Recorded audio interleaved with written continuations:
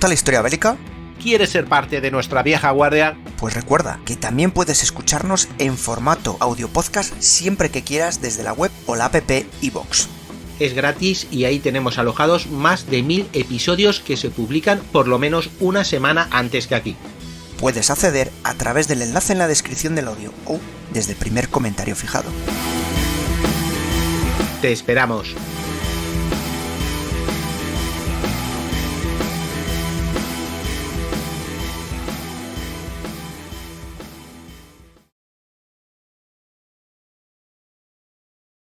Acaba la Primera Guerra Mundial, se deshace el Imperio Austrohúngaro. ¿Pero qué pasa con Hungría? ¿Desapareció? La invasión de Rumanía. Me parece que se dedicaron a exportar futbolistas o algo así. Entonces tampoco conocéis la República Soviética Húngara de 1919. ¿Qué? ¿Eso era parte de la Unión Soviética? ¿Has dicho húngara o búlgara? ¿Y a que no sabíais qué países formaban la pequeña entente para vigilar a los húngaros? ¿La pequeña qué? ¿Eso en qué canal lo daban? La entente es la que te voy a dar yo. ¿Has dicho entente o incompetente? Con Rumanía tenían una disputa bestial por Transilvania. Hubieron hostias y todo. No me diga más. El conde Drácula es búlgaro, húngaro. ¿Transilvania era lo de Frankenstein o lo del vampiro? Bueno, esta seguro que la sabéis. A ver, ¿cuál fue la actuación de Hungría en la Segunda Guerra Mundial? ¿Y en qué equipo estaba? ¿En el Team Führer o el Team Churchill? ¿Restauró Austria-Hungría?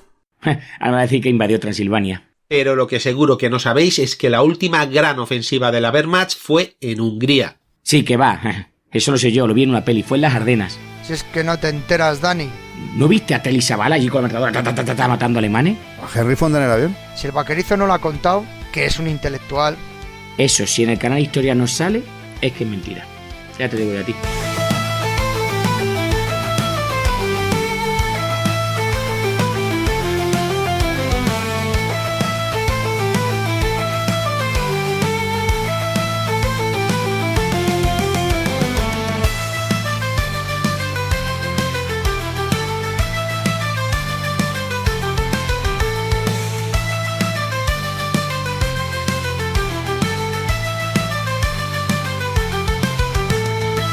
Bienvenidos a otro episodio de Casus Belli, y esta vez, realmente vamos a empezar, como habrás visto en el título, Hungría, ostras, Hungría, ¿qué relación tiene? Seguro que no lo conoces fuera del Imperio Austrohúngaro, o como mucho ya cuando llegaba Latón, ¿no? Pero bueno, pues era una cosa que queríamos hablar, que está ahí, que tiene su importancia, y su importancia clave en ciertos momentos de la historia, y queríamos hablar de este periodo pues digamos, desde la Primera Guerra Mundial hasta la Segunda, que pinta Hungría ahí, más o menos casi cuando se hace el nuevo Estado húngaro. Y para eso pues hemos traído nuestros especialistas en rincones perdidos y guerras olvidadas. Pues Iñaki Aldasoro, ¿qué tal? ¿Cómo estás? Hola Dani, muy bien, muchas gracias. Oye, pues Iñaki nos trajo el Trubia para empezar, que se ofreció porque, bueno, hizo una maqueta y tal, nos habló muchísimo de este carro combate que pudo ser, pero no sé si por suerte o por desgracia no fue.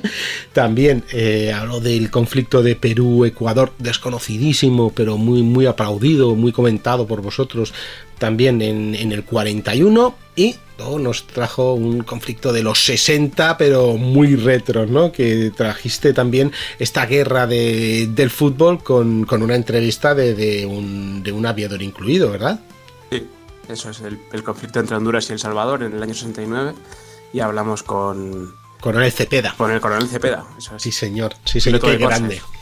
Yo te digo que muchos nos escribían por esa entrevista. Dice, ¿pero cómo habéis conseguido eso? Digo, no lo sé yo, Iñaki, que se las consigo todos, pero vamos, es una joya. Esa entrevista es, desde luego, que es una joya para la historia.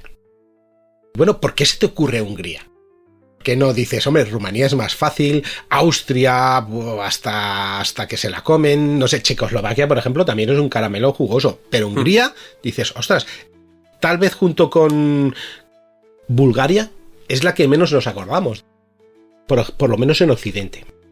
Sí, pues más que nada el inicio de mi interés por Hungría empieza con los vehículos húngaros, que digamos al final la participación de las naciones menores en el bando del eje, ves que, bueno, que casi todos tienen equipamiento cedido por los alemanes, que lo han ido canibalizando de un sitio y de otro. Incluso los húngaros lo tenían, ¿no? Pero así como otras naciones no pasan de eso, los húngaros al final empiezas a leer y ves que tienen equipamiento propio, ¿no? Que tienen la capacidad lógica e industrial de diseñar sus propios vehículos y producirlos, aunque bueno, con un alcance limitado y un impacto limitado, pero lo hacen. Entonces, bueno, junto con un viaje a Hungría que hice hace unos pocos años, pues bueno, conseguí algo de documentación, algo de bibliografía y desde entonces pues, es un tema que me interesa bastante.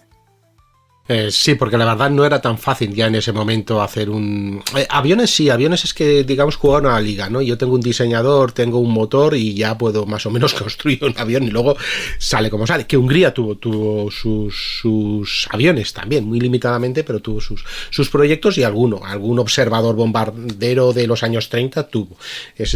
Pero vehículos blindados, esa zona estaba, pues como tú dices, se lo daban los alemanes de lo que tenían o de lo que le cogían a los franceses, mucho vehículo francés por esa zona había también, o aviones también, algún avión francés de estos capturados, pues también lo tenía, y algunos italianos, ¿no? Que era un mercado que dominaban también antes de la Segunda Guerra Mundial, franceses e italianos, más que en su momento Alemania, que dices, no, Alemania va a vender, no, pues ese mercado no era realmente suyo, ni siquiera soviético, podríamos decir.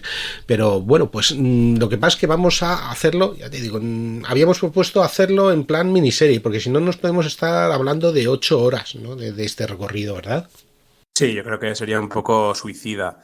Creo que lo mejor es dividirlo en 2 o 3 capítulos y entonces vamos haciendo una pequeña aproximación al periodo de la Segunda Guerra Mundial, porque creo que es bastante interesante también cómo llega el país a ese punto, ¿no?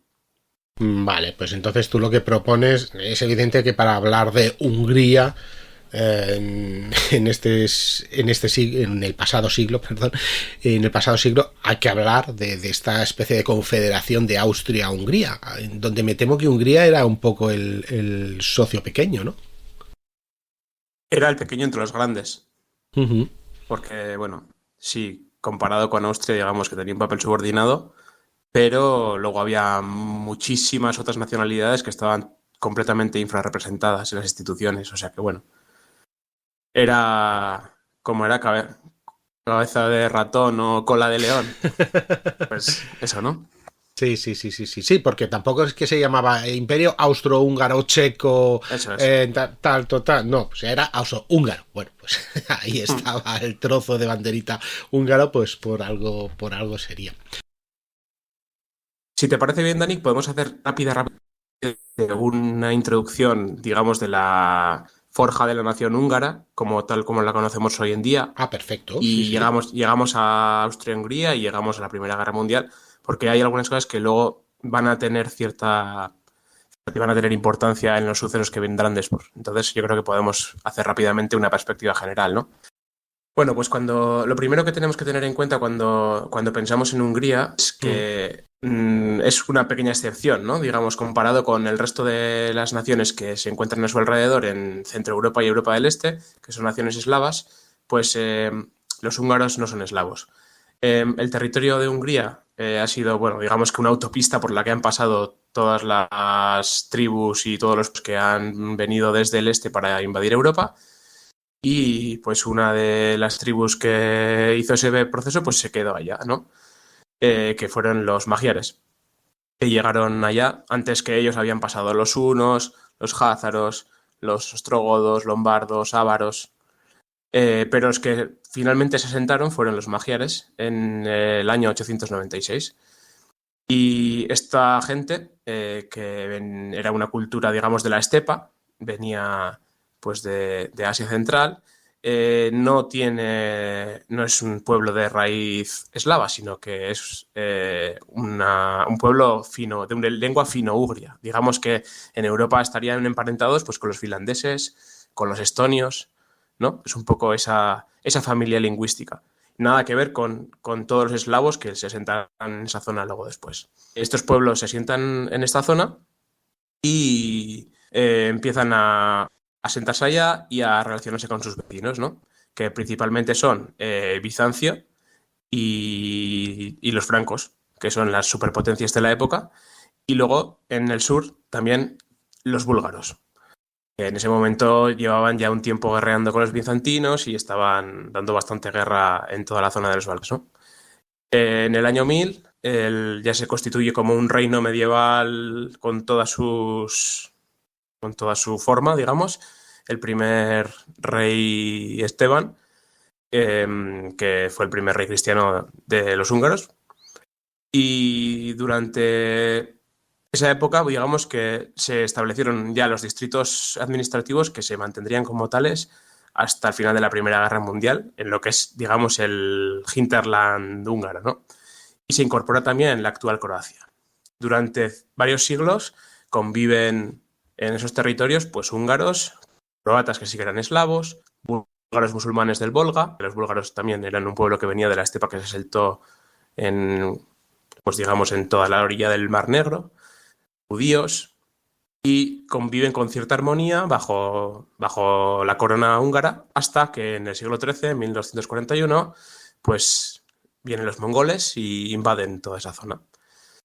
Los húngaros luchan contra ellos, pero tienen una presión añadida, que son los otomanos, que están subiendo por los Balcanes y siguen presionando, digamos, esta parte de Europa central. Llega el siglo XV y en el siglo XV tenemos al líder húngaro que la mayoría de gente conocerá, o sería el líder más conocido, que es Matías Corvino, ¿no? Y bueno, este es el rey, digamos, que creó un estado medieval fuerte, húngaro, e incorporó lo que hoy sería Checoslovaquia, Moravia, Bohemia, parte de Silesia, y trasladó la corte húngara a Viena, mientras luchaba contra los turcos, sobre todo. Pero todo no le fue tan bien, porque bueno, el aumento del poder de la nobleza creó muchas revueltas, guerras civiles, que al final minaron su poder, ¿no? Y esa división, pues consiguió que digamos, facilitó que los turcos pudieran apoderarse de gran parte del territorio.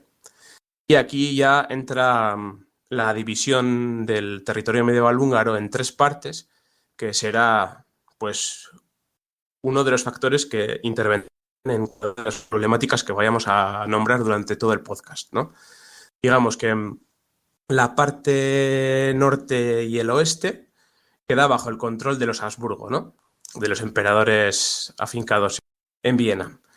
Lo que sería Transilvania es un dorado turco autónomo, ¿no? Y bueno, y ya sabemos que estaría en contacto culturalmente con Valaquia, ¿no? Que es lo que hoy en día sería la actual Rumanía, parte de la actual Rumanía, y luego el centro y el sur ocupados por los turcos, ¿no?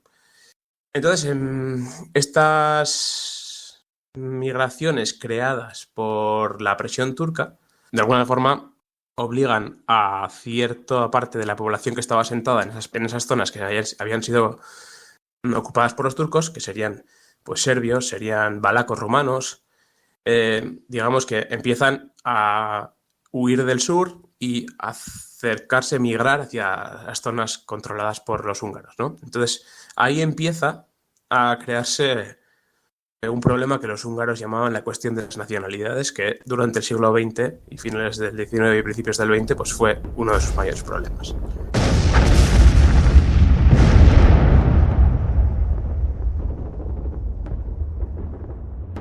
Hostia, esta vez ha sido duro el bombardeo, ¿eh? Espero que no ataquen durante nuestra guardia.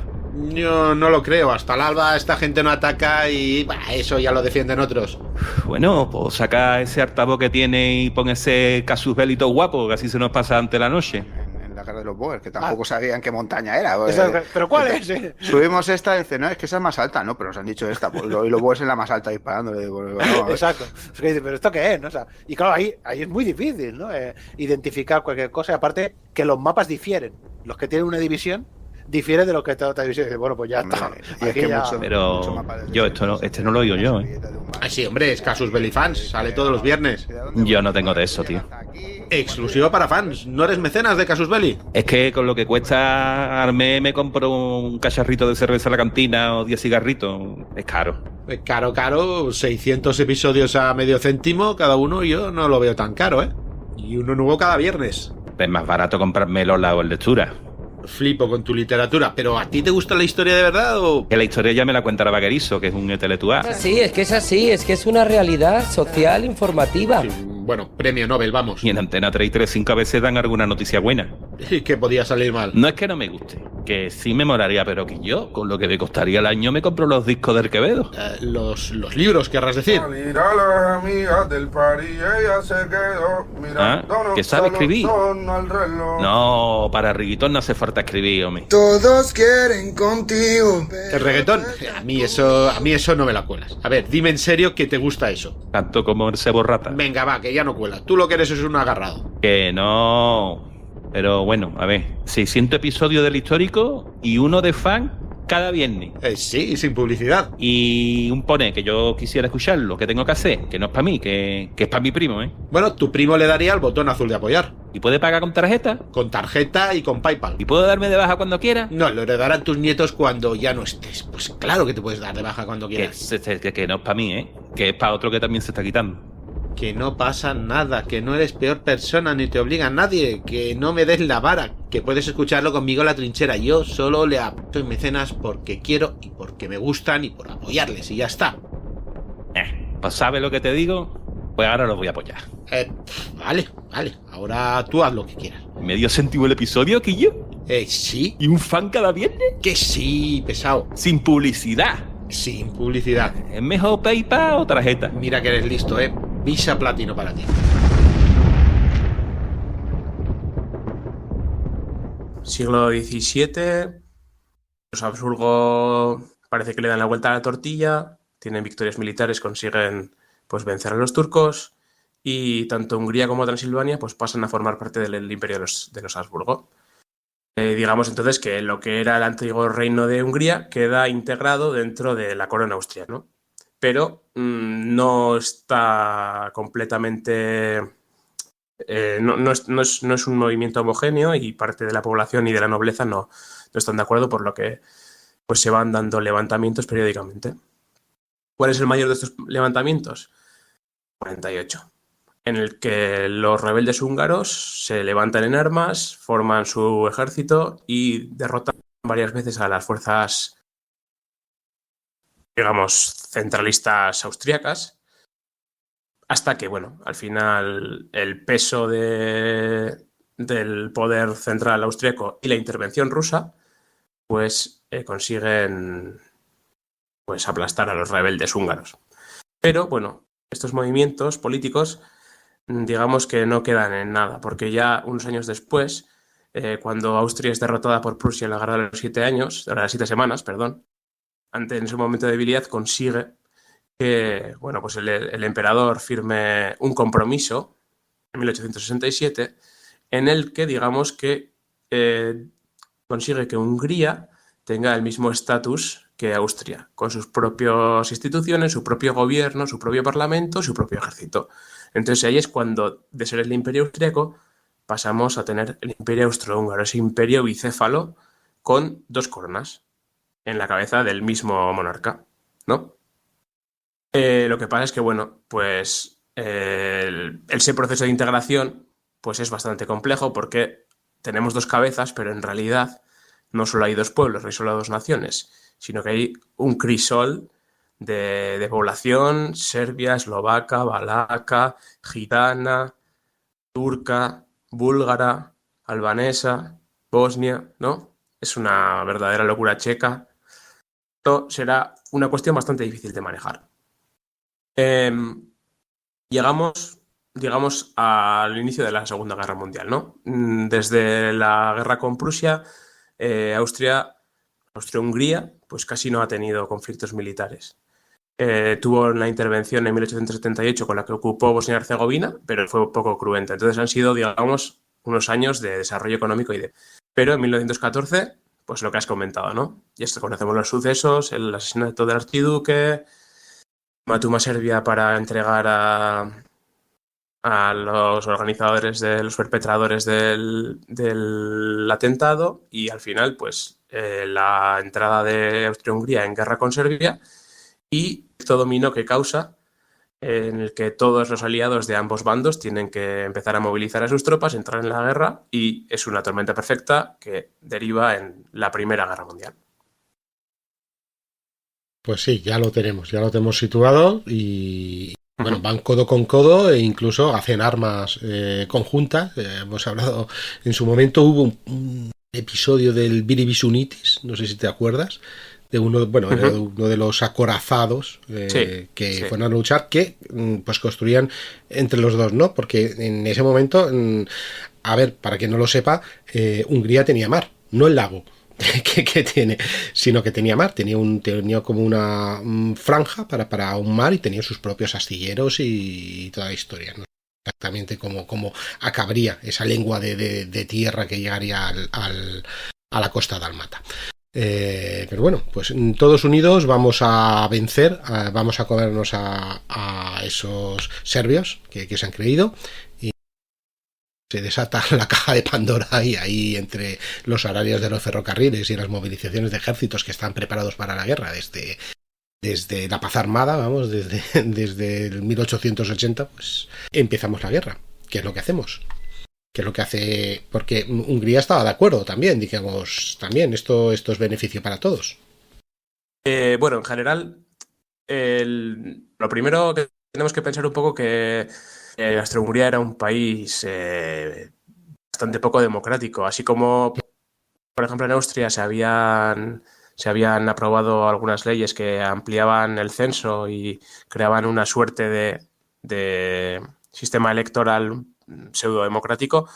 En Austria esto era súper minoritario. No sé si llegaba al 6% de la población votaba en aquella época, y era un país agrícola con algunas zonas industriales, pero con el poder muy concentrado en grandes terratenientes, la mayoría nobles, y digamos que, bueno, la mayoría de estas cabezas pensantes del reino estaban a favor de la guerra, aunque había un pequeño partido, digamos, pacifista, ¿no?, que estaba pues encabezado por Likirali, que luego es un nombre que escucharemos varias veces.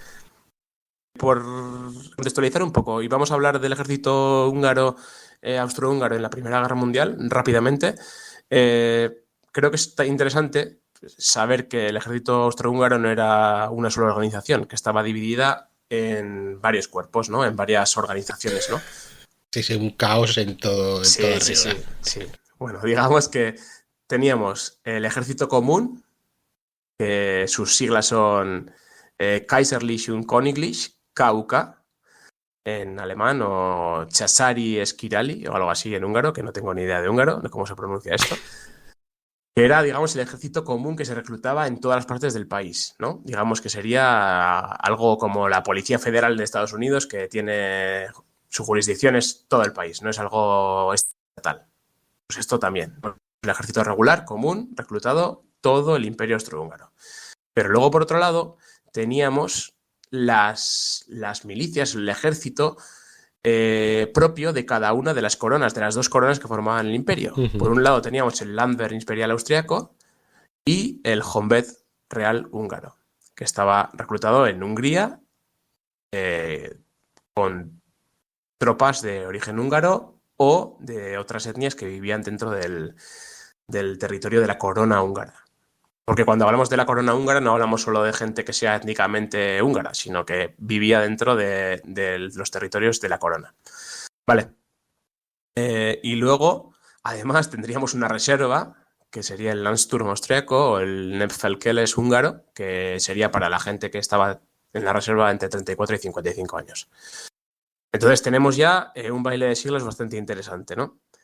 Cada uno tenía sus propias academias de oficiales, sus propios regimientos numerados según las divisiones militares territoriales de reclutamiento, y cada una contaba con unidades de las tres armas: infantería, caballería y artillería en cada una de las organizaciones.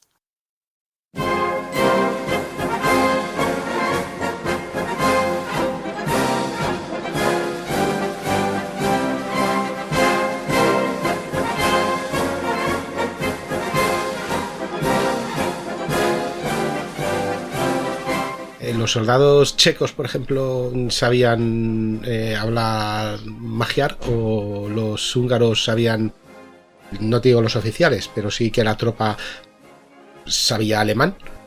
Bueno, esta es una pregunta bastante típica, ¿no? Y Sí. la verdad es que tampoco he encontrado una respuesta.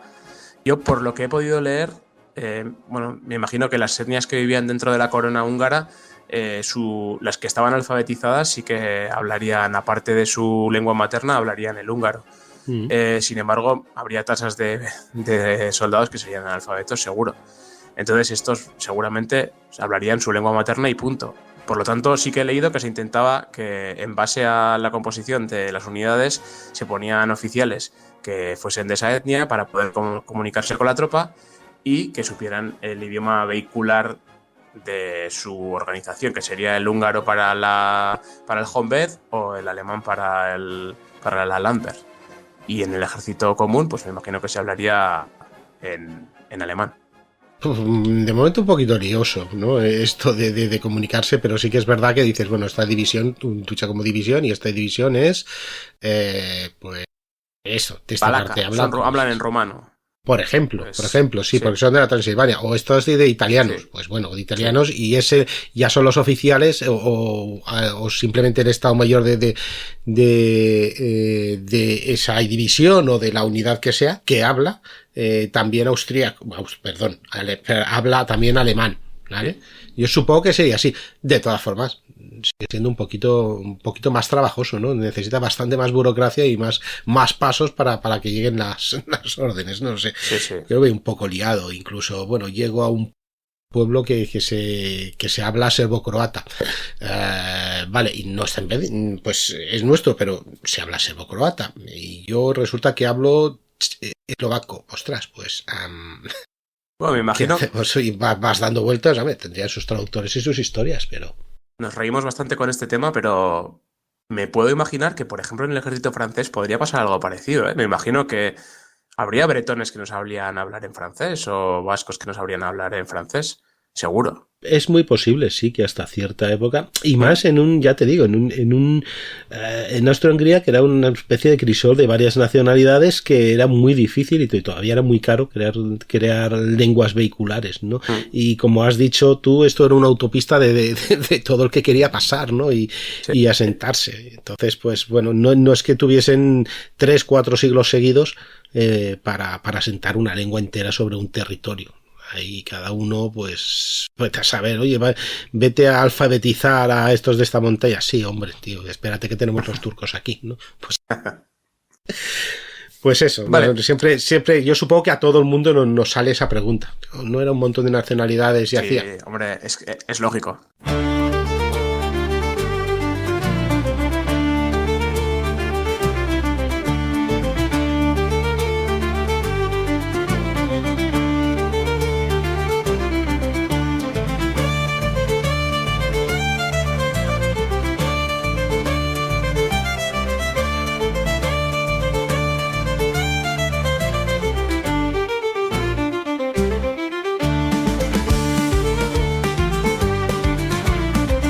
Ya tenemos al ejército austrohúngaro que va a comerse el mundo. Va a comerse va a empezar por los serbios, pero va a seguir por Italia, va a seguir por todos sitios. Eso es. Empezamos con la intervención en Serbia, que es un desastre, que se salda con cientos de miles de muertos. Y eso es una debacle que pone, digamos, frente a la realidad de la inoperancia de su ejército a las élites austrohúngaras, tanto a los austríacos como a los húngaros.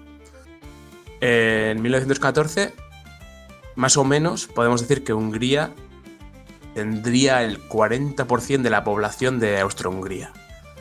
Y el 48% de los hombres reclutados para la guerra, unos 7,8 millones, o sea, que fuera el total, unos 3,8 eran del Reino de Hungría, ¿no? Cada una de las 16 regiones militares en las que estaba dividida el reino aportaba 2 divisiones. Y luego la Landwehr austriaca y la Honved húngara reclutaban cada una 8 divisiones en su mitad del país. En total, la Honved, en la movilización, la Honved es el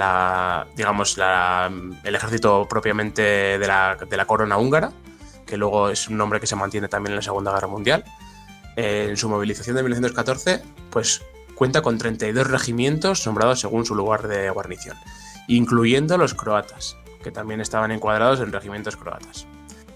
¿Dónde lucharon principalmente los húngaros, no? Porque, bueno, si vamos a hablar de Hungría, vamos a ver un poco cuál fue el papel de los húngaros dentro del ejército austrohúngaro.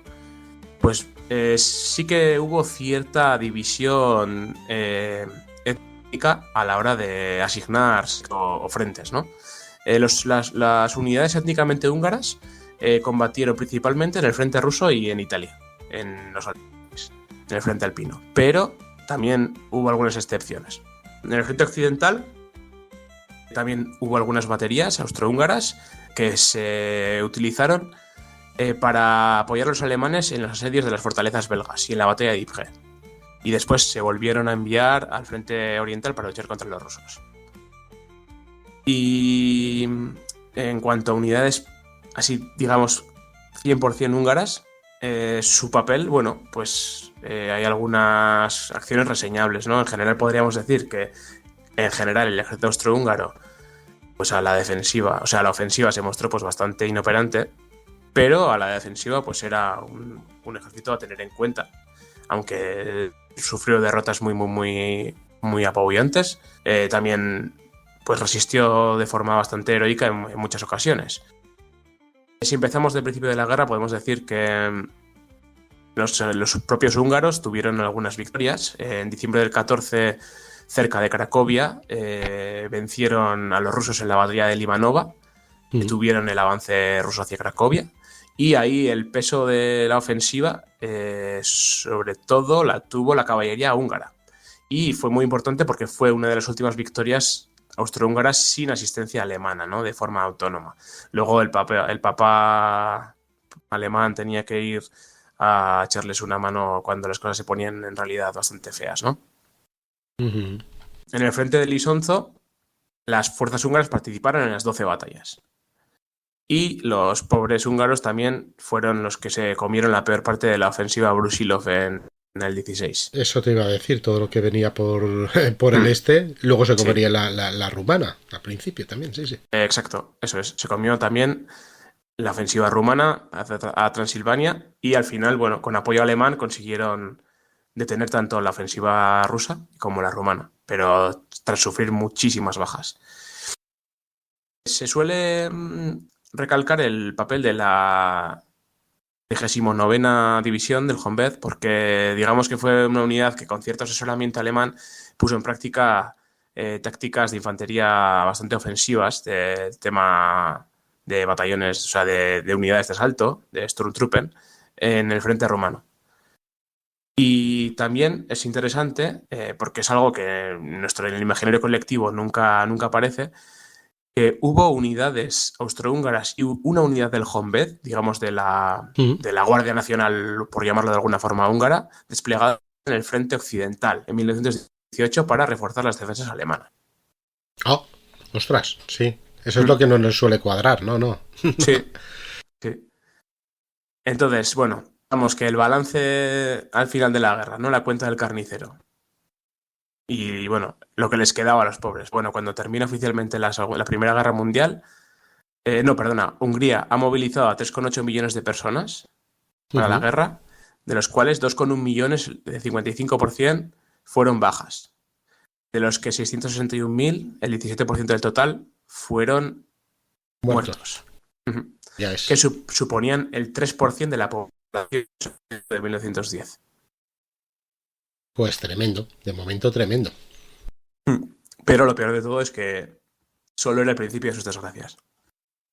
Si quieres, ahora vamos a un poco ir narrando de forma cronológica los eventos que llevan hasta el final de este capítulo, que yo creo que lo dejaremos en el Tratado de Trianon. Entonces vamos a ver un poco qué pasa entre ese final de la Primera Guerra Mundial y 1920. Es un periodo de 2 años en el que, bueno, pasa de todo y veremos que es bastante interesante.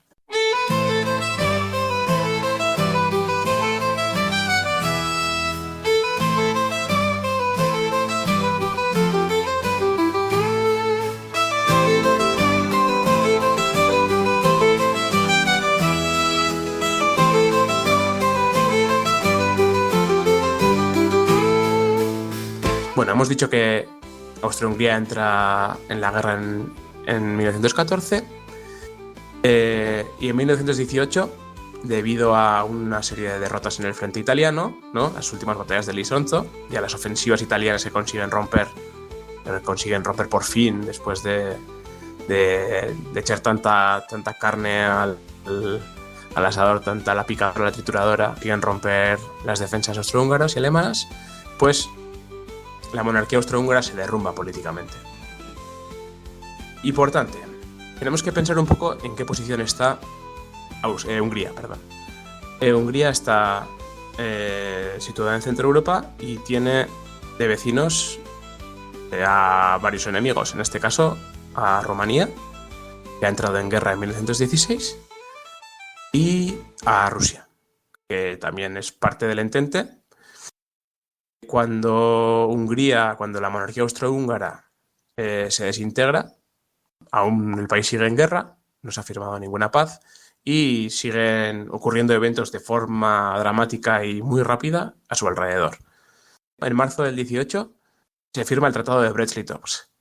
Tras la Revolución de Octubre, ¿no? Los bolcheviques pues firman una paz parado con las potencias centrales y digamos que Rusia sale de la ecuación. Ya no tienen ese enemigo.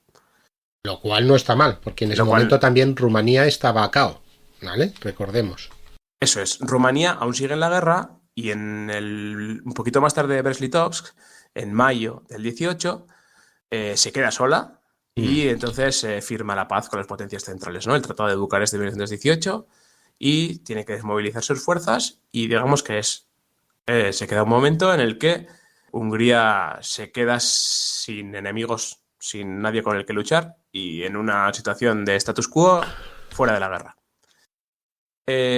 Políticamente dentro del país la monarquía está desacreditada y entonces se da el 31 de octubre de 1918, pues se dan una serie de huelgas tanto en Austria como en Hungría, al igual que se estaban dando en Alemania por el empeoramiento de las condiciones de vida, y entonces el gobierno húngaro, que era del Partido Liberal, renuncia. Hay que entender también que, bueno, pues que la revolución bolchevique y las negociaciones de Brest-Litovsk pues estaban dando mucha fuerza a las organizaciones de izquierda, tanto socialdemócratas como comunistas, pues que estaban planteando a la población una posibilidad de salir de la guerra y de terminar con esa pesadilla que ya se había alargado tantos años, ¿no? Y entonces, con esa serie de huelgas y protestas, pues el gobierno liberal dimite. El rey quiere crear un nuevo gobierno, poniendo pues a otro ministro del Partido Liberal, pero se forma de forma paralela un Consejo Nacional formado por partidos, digamos, de un corte más progresista. El Partido Unido por la Independencia, Partido Socialdemócrata, Partido Radical, que forman un Consejo Nacional y publican un manifiesto que tiene 12 puntos y reclama lo siguiente. 1. La independencia de Hungría del Imperio. 2. El fin de la alianza con Alemania. 3. Celebración de elecciones con sufragio universal secreto para toda la población, incluidas las mujeres, que esto era algo que era impensable. 4. La democratización de la política del país. 5. Liberación de los presos políticos. 6. Respeto por los derechos civiles de todos los ciudadanos. 7. La aplicación de medidas para evitar la hambruna. 8. La reforma agraria. 9. El embargo parcial del capital para hacer frente a las necesidades del país. Y, bueno, luego he resumido algunas. La aplicación de los principios del presidente Wilson para las vías. Aquí ya sale un punto muy interesante y muy conflicto, el tema de las minorías que hemos hablado, ¿no? Claro. Si recordamos, el presidente americano había puesto sobre la mesa pues sus famosos puntos para la descolonización, ¿no? Para la autodeterminación de los pueblos. Y los húngaros, que pese a ser progresistas, pues estaban bastante preocupados con la integridad territorial de su país, pues estaban viendo que las minorías étnicas ya se estaban organizando. En la derrota del país se estaban organizando para reclamar sus derechos, ¿no?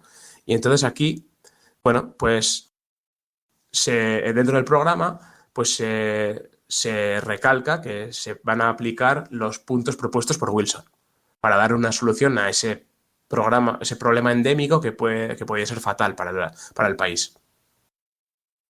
Entonces, digamos que bueno, que el rey en un principio ni se le ocurre, ¿no? Dar el poder a los representantes de este Consejo Nacional, pero al final, pues debido a las movilizaciones en Budapest, manifestaciones, la policía dispara sobre los manifestantes, hay varios muertos, los socialdemócratas tienen una labor de agitación constante en las guarniciones militares, entonces se forma un consejo de soldados, digamos que es un ambiente revolucionario y al final el rey nombra al conde Karoli, Mihály Karoli, que era un noble, digamos, de corte progresista, como primer ministro. Las tropas que estaban amotinadas, pues bueno, pues al final salen en la calle, proclaman al Consejo Nacional como el órgano legítimo. Sí, el gobierno legítimo tenía que ser este. Y el 31 de octubre del 18, pues eso, Mihály Karoli es nombrado primer ministro. Este espíritu revolucionario pronto se transformó en defensa de un nuevo orden republicano, ¿no? Digamos que ellos lo que buscan es... Sí, una proclamación de la República, ¿no? La abolición de la dinastía, también de la dinastía Augsburgo, perdón, sí. Y bueno, no, básicamente, pues eso, la creación de unas instituciones republicanas dentro del país que, bueno, fuesen primer ladrillo para la creación de un Estado democrático. Pues tenemos ya la República, pero ¿tenemos la República? ¿No tenemos la República? Vale, entonces, digamos, tenemos la revolución de los crisantemos. El nuevo gobierno progresista con el Consejo Nacional que está, pues, abogando por la República.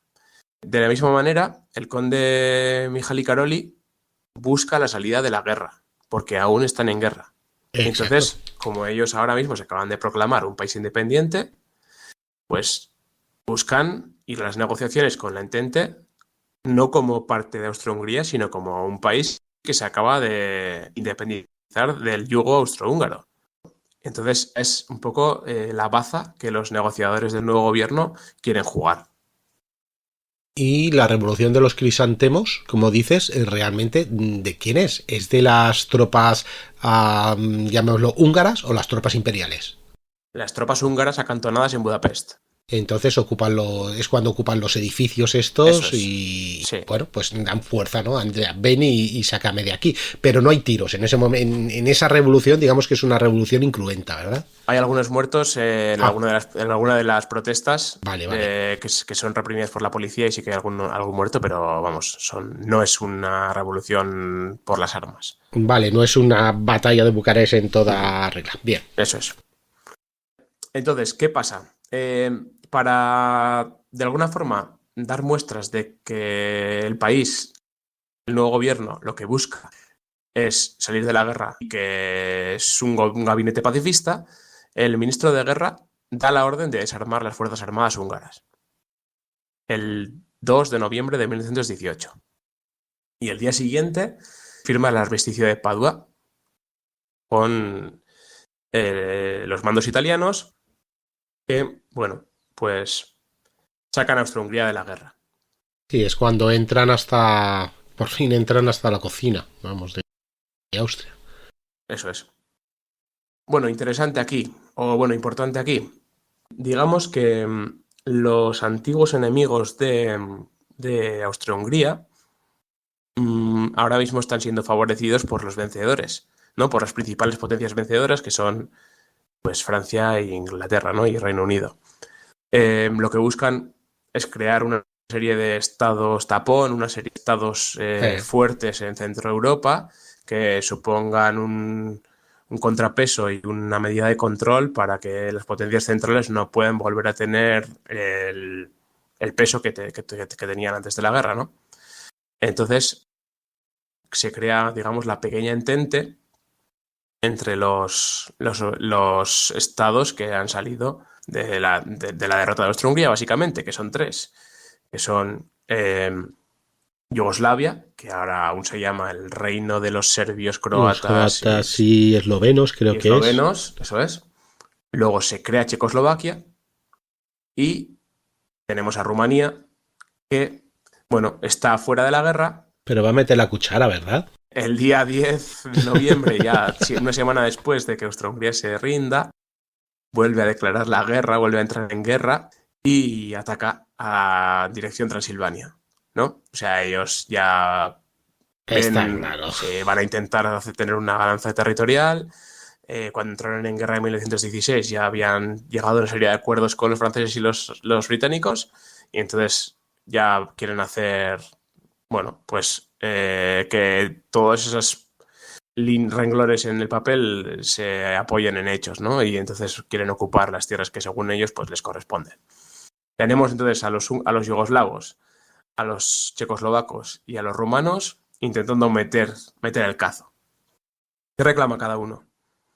Bueno, los yugoslavos reclaman Croacia y el Banato, que es, digamos, una parte que estaría en el sur de Hungría, ¿no? Que ahora mismo está dividida entre Serbia y Rumanía. Y un cachito para Hungría, que lo mantuvieron. Entonces, el día 5, los yugoslavos cruzan la frontera con la ayuda de los franceses, con tropas francesas, y cruzan la frontera sur de Hungría y entran a tomar las tierras que ellos reclaman. El ejército checoslovaco hace lo mismo en el norte. Ellos reclaman la Alta Hungría, que es lo que hoy en día conocemos como Eslovaquia, y luego Rutenia, que sería también una zona que ahora mismo pertenece parte a Rumanía y parte a Ucrania.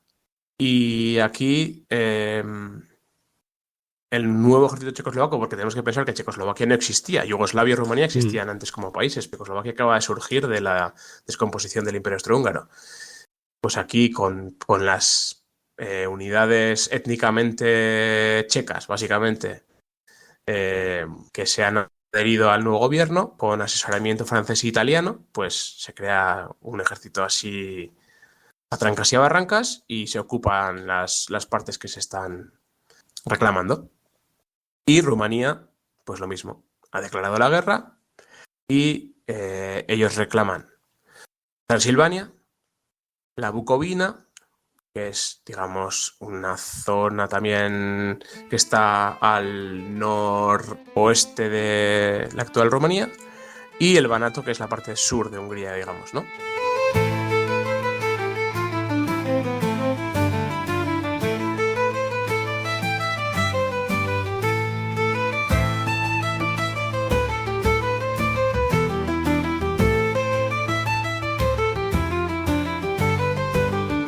Cruzan la frontera, van a avanzar hasta el río Mures, uno de los límites que se han firmado en el armisticio que el gobierno húngaro firmado el 6 de noviembre con los aliados en Belgrado.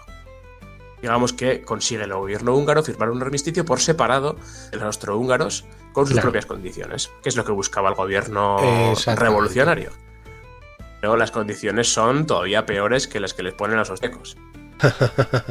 Sí, además les han cogido cachos, todos los vecinos les han cogido un cacho, vamos. Eso. Entonces, en este armisticio, lo primero que se hace es limitar el tamaño del ejército húngaro. Solo puede tener 6 divisiones de infantería y 2 de caballería. Y luego, además, como las fronteras aún no están definidas 100%, pues se establecen unas líneas de demarcación que definirían el territorio que podría permanecer bajo soberanía húngara, hasta que las negociaciones ya definitivas pues establezcan las fronteras permanentes. Por el norte, las fronteras actuales entre Hungría y Eslovaquia sería la línea de demarcación que se había marcado. Por el sur corresponden también bastante fielmente a las fronteras actuales, ¿no? Tomando el Banato y Croacia, que ya Yugoslavia lo había ocupado de forma permanente. Y luego los rumanos, en principio ellos les han dicho que pueden llegar hasta el río Mures, ¿no? El río Mures, si miramos en un mapa, digamos que si vemos las montañas de los Cárpatos que hacen como una C invertida, ¿no? Mirando hacia la izquierda, digamos que el río Mures justo cruza por detrás de los Cárpatos, ¿no? Pero muchas de las ciudades que hoy en día conocemos como rumanas, como por ejemplo sería, yo qué sé, Cluj-Napoca, ¿no? Que es una ciudad bastante grande, pues queda al otro lado de esa línea de demarcación, al norte del río. Por lo tanto, las tropas rumanas en un principio tendrían que quedarse al sur de ese río. Ahí se tienen que detener. ¿Qué pasa? Que los rumanos en 1916, para entrar en guerra, habían firmado ya su propio acuerdo con los aliados y estos les habían prometido que podían llegar más allá. Ah, amigo. Y claro, no van a perder la ocasión, que encima que han adelgazado el ejército húngaro. Dice, bueno, espérate. Eso es. Entonces, veremos que esto es una carrera de los rumanos para llegar hasta lo que ellos reclaman como suyo, ¿vale? ¿Los rumanos qué les pasa? Pues que como tuvieron que firmar un armisticio en el 18, pues se han desmovilizado, no tienen la mayoría de las unidades en cuadro y solamente las divisiones de infantería novena y décima y las de caballería primera y segunda están al completo. Todas las demás están muy bajas de efectivos. Y surge un pequeño problemita, que los rumanos también tienen cierto miedo de que los rusos o soviéticos ahora ya vayan a atacarles, porque también han aprovechado el desmadre que tienen en la Unión Soviética para tomar Besarabia. Que Besarabia ahora es parte de Moldavia, pero había sido una parte de Moldavia que había sido ocupada por los rusos en el siglo XIX, pero que estaba poblada por gente de habla rumana y que ellos consideraban como parte de Rumanía. Entonces, cuando se firma Brest-Litovsk, ellos lo ocupan. Entonces, los rumanos ahora mismo están presionando para obtener toda su ganancia territorial, pero están ahora mismo echando, digamos, en dos frentes, porque tienen a los soviéticos por el noreste y a los húngaros por el oeste. Pero ambos enemigos están en unos procesos de desintegración interna, con enemigos internos, guerras civiles o casi estados fallidos, en el caso de los húngaros en este momento, que bueno, pues que les permiten avanzar y tomar todo el territorio que reclaman. Otro cacho de la tarta, vamos. Eso es. Entonces, los romanos mandan 2 divisiones a Transilvania y las unidades que tienen más fogueadas y con más efectivos las dejan defendiendo su frontera con Rusia, digamos, con la Unión Soviética. Los serbios entran en la ciudad de Pech, que está ya más allá de la línea de demarcación. Ellos, los serbios, bueno, digo serbios, yugoslavos, porque la base era el ejército serbio, todo ya han cruzado la línea de demarcación que los aliados habían establecido. Entonces ya vemos aquí que también esa legalidad empieza a saltar. El conde Karoli, el primer ministro húngaro, bueno, sigue ahondando en su proceso de crear las instituciones republicanas, disuelve el parlamento y proclama el 16 de noviembre la primera república húngara. Vale, pero a la vez que se van creando estas instituciones que puedan servir para amalgamar ese estado húngaro, las partes habitadas por minorías étnicas empiezan a desgajar. Y la más importante de ellas es Transilvania, que, como por las tropas rumanas, pues la población rumana de la zona hace un referéndum y vota masivamente por la incorporación de Transilvania a Rumanía. No solo los rumanos, sino los sajones y los suavos, también, de Transilvania y del Banato, apoyan la unión con Rumanía, que esto es interesante porque son gente de habla alemana que fue establecida en los siglos XIII, XII, XIII para hacer frente a las invasiones que venían del este, y ahí siguen. De hecho, si hoy en día viajáis a Rumanía, viajáis a Transilvania, que es algo que recomiendo encarecidamente, pues veréis que en muchos pueblos, las teles de entrada de los pueblos están escritos en 3 idiomas. Están escritos en rumano, en húngaro y en alemán. Parece Suiza eso. Sí, eso es. Las ciudades más bonitas de Transilvania, como podría ser Brasov, pues son ciudades que eran eminentemente... Pero bueno, volviendo un poco al lío, ¿qué está pasando?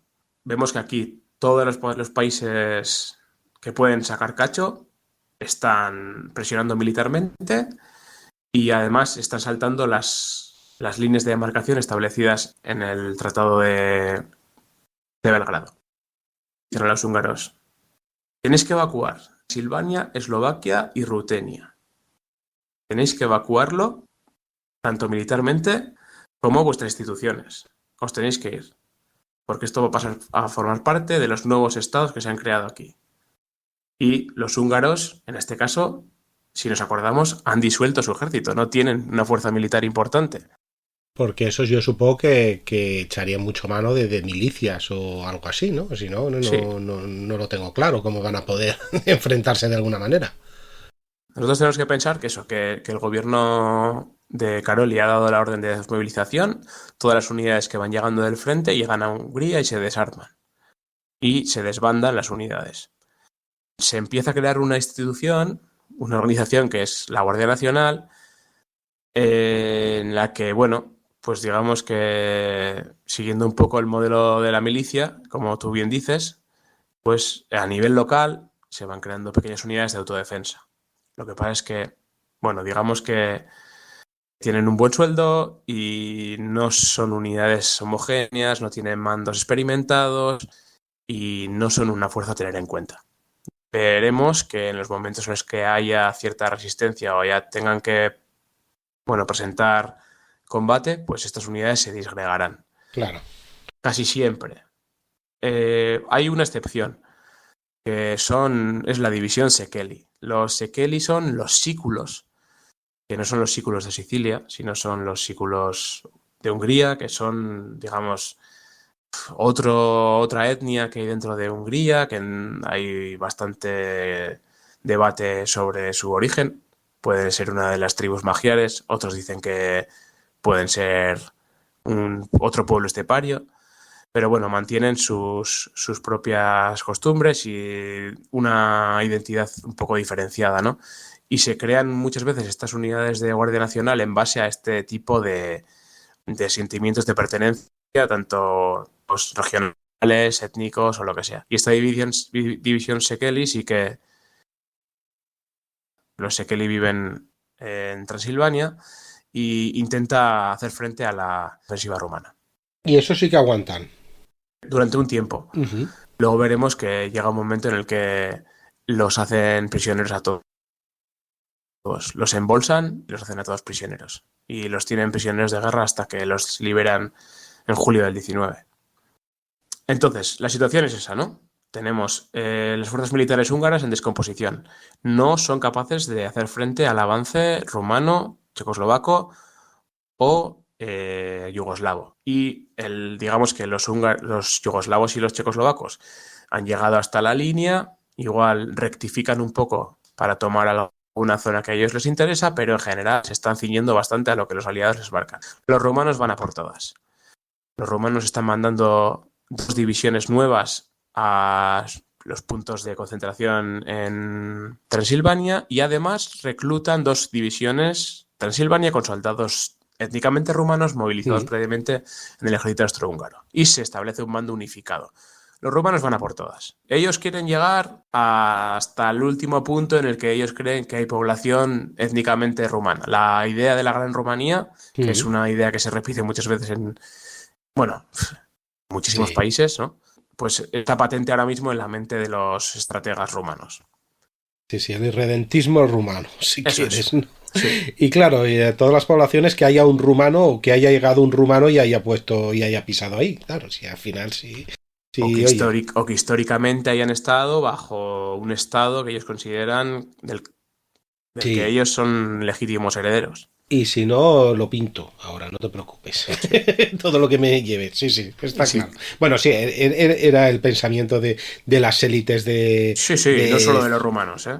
Está claro, sí. Porque, a ver, que Hungría tampoco es, ahora lo está pasando penas, pero Hungría también ha rapiñado también... No, sin ninguna duda. Sí. No, aquí no hay nadie que se salve, desde luego. Este programa no va de hacer sangre ni de criticar a los rumanos, ni mucho menos. Ni mucho menos. Solamente que en este tramo, pues ellos son los que tienen el papel más activo. Sin más. Bueno, se establece una nueva línea de demarcación en febrero de 1919. Ya ha pasado pues, casi 6 meses desde que ha empezado toda esta historia y los aliados cada vez van moviendo las líneas de demarcación provisionales más hacia el interior de Hungría, ¿no? Parece que, bueno, que están favoreciendo clarísimamente pues, el interés de sus aliados en la zona. Estábamos en el río Mures, si recuerdas. Hemos avanzado, estamos ya girando, digamos, hacia el norte y ya llegamos a colocar como línea de demarcación pues unas vías férreas que pasan por Satu Mare y Oradea, que son ahora mismo pues ciudades rumanas. En aquel momento eran ciudades húngaras. Esta nueva rectificación es recibida por el gobierno húngaro de manos de un teniente coronel francés, es Fernand Vix, y entonces es conocida como la Nota Vix.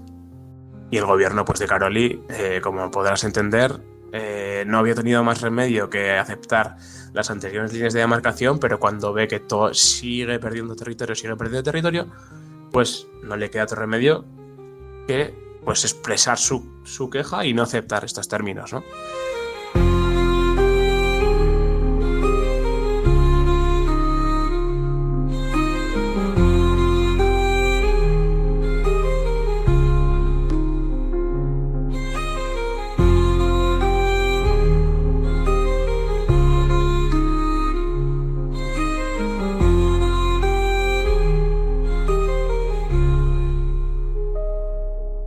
Sensación que hay en el país es de que este nuevo gobierno es capaz de hacer frente a esta crisis, que su apoyo popular que emana de la revolución de los crisantemos se va minando.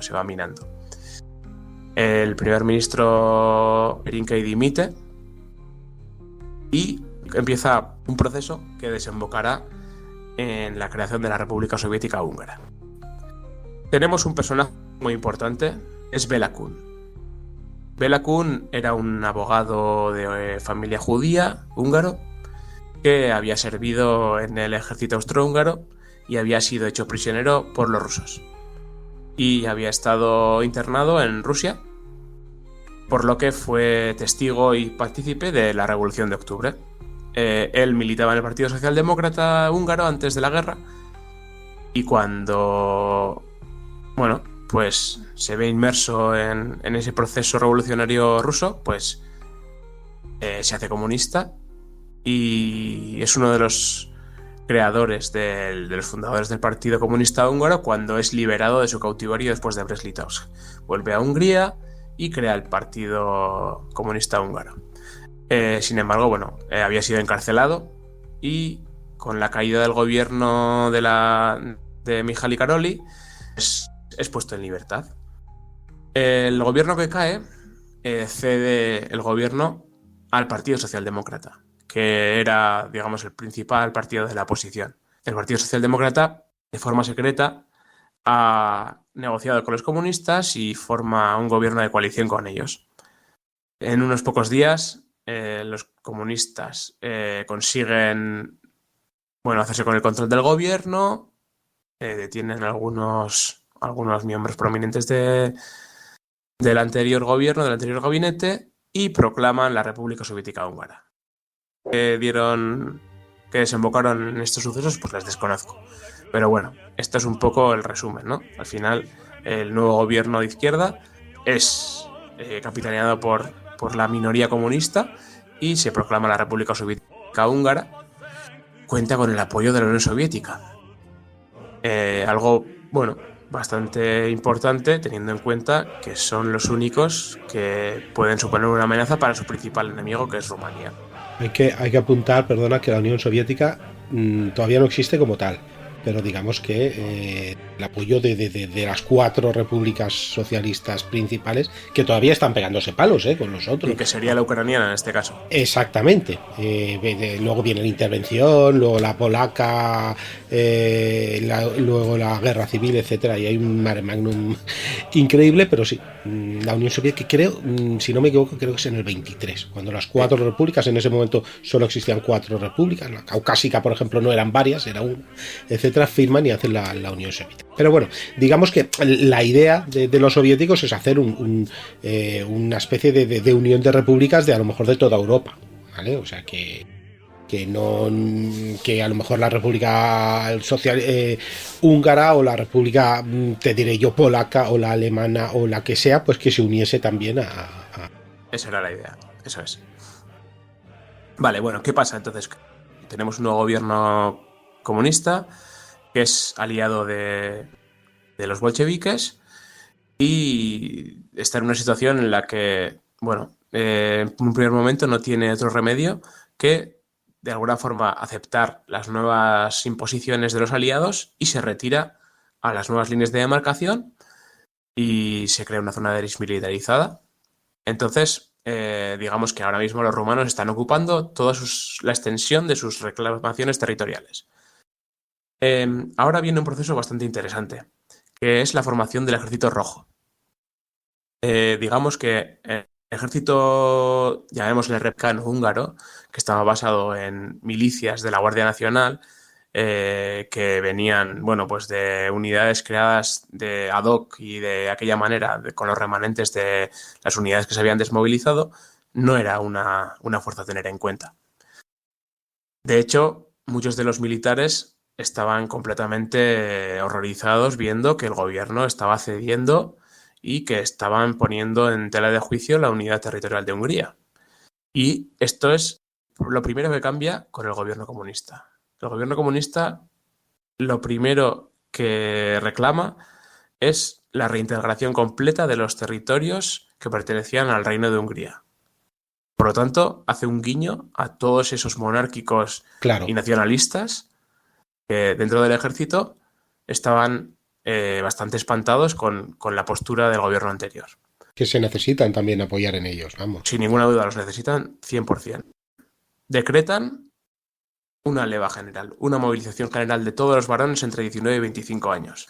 Se acabaron las unidades de voluntarios. Se vuelven a reorganizar las unidades previas. Y se vuelve a la organización militar regular. Sí cambian algunas cosas, desaparecen los mandos, solamente hay soldados y comandantes, comandante de pelotón, comandante de, ¿no? Digamos, un poco parecido al proceso del Ejército Rojo ruso. Pero bueno, digamos que tenemos un cuerpo de oficiales que ideológicamente no tiene nada que ver con lo que proclama el gobierno, pero sus proclamaciones, sus reclamaciones, digamos, territoriales o de defensa de la integridad territorial de Hungría, sí que casan con ellos, por lo tanto, tienen oficiales experimentados. Comienzan a crear una base de maniobra y a expandir las unidades. Incluso se crean las primeras brigadas internacionales con prisioneros rusos que estaban internados en territorio húngaro y que, bueno, digamos que habían sido influenciados por la revolución bolchevique y que se unen a este nuevo ejército rojo.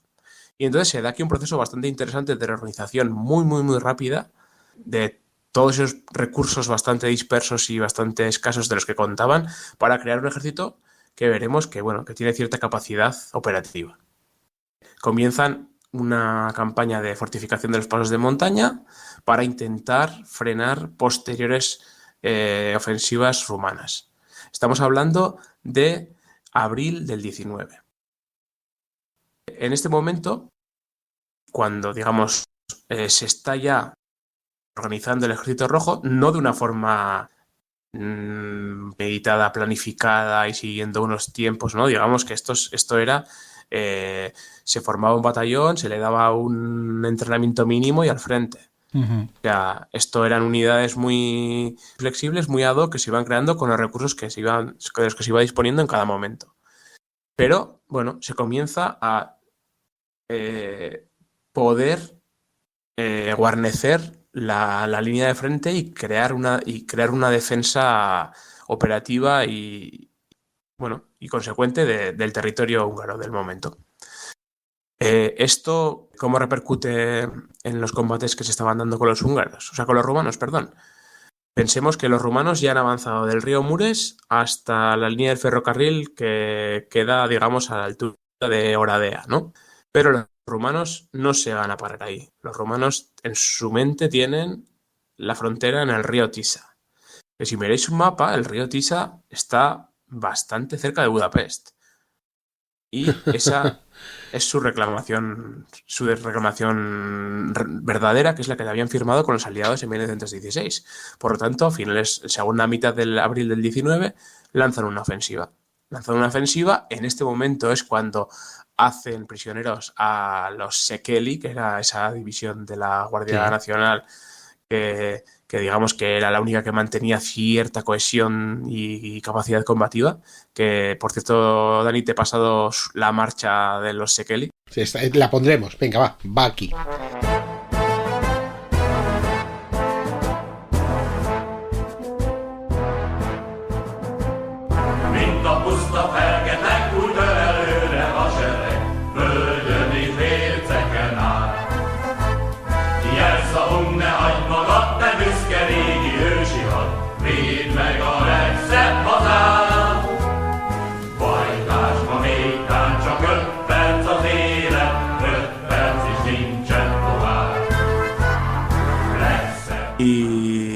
Y entonces, digamos, rompen el frente porque pues esas unidades que se estaban creando aún no son capaces de establecer una defensa cohesionada y avanzan, toman Oradea, toman Carey, toman Salonta y toman Debrecen, llegan hasta el río Tisa. Hasta el río Tisa, que llegan allá el día 29, del 18 al 29, en 11 días han avanzado de la línea de demarcación que les estaban marcando los aliados hasta su zona máxima de reclamación territorial, que es el río Tisa. Y ahí es donde las unidades que vienen retirándose, más los refuerzos que se van enviando desde Budapest, consiguen, digamos, detener el avance gracias al obstáculo también que supone el río, y detienen el avance rumano en la ciudad de Szolnok, ¿vale? Militarmente, digamos que tenemos una pausa en el frente, digamos, húngaro-rumano. Políticamente, ¿qué pasa?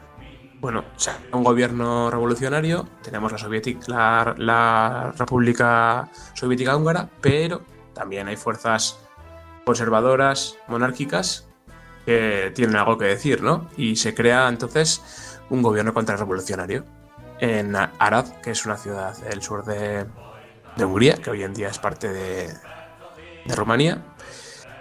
Se crea un gobierno revolucionario liderado por el conde Gyula Karoli, que no es Mihaly Karoli. No es el mismo Karoli.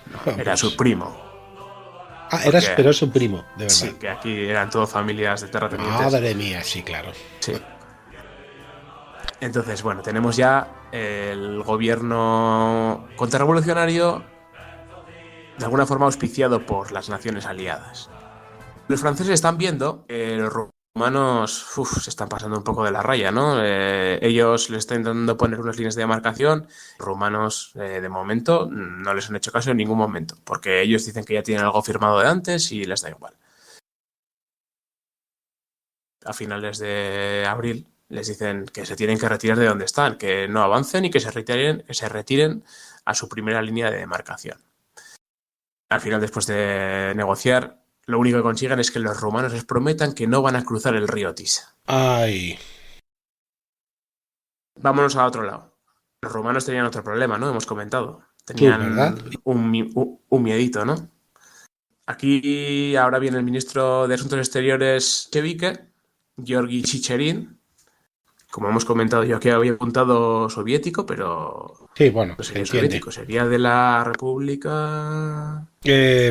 pongamos tú una República Soviética que haya por ahí. Sí. No lo sé, yo supongo que en esa parte, claro, había acabado la ruso-polaca, no lo sé. Sinceramente más. Rusa, bien. Sí. El ministro de Exteriores de la Rusia soviética conmina amablemente al gobierno rumano a que se retire de Besarabia. Los rumanos en un primer momento se niegan. Entonces los soviéticos le dicen, parad ya, que estos son aliados nuestros y estos, bueno, pues vamos a quedar aquí. Todavía tenemos nuestro ejército. Parece que no, pero sí. Aquí mandamos algo. Eso es. Digamos que este frente secundario para los soviéticos de alguna forma se abre para apoyar a los húngaros. Pero bueno, tampoco es que se den unas acciones que realmente presionan a los romanos. Los romanos tienen unas unidades de guarnición, pero los bolcheviques hasta mayo no preparan una ofensiva. En mayo sí que se dan algunos movimientos de tropas y parece que va a haber una ofensiva en Besarabia, por lo que los romanos, bueno, en ese momento están un poco al tanto de a ver qué va a pasar por allá.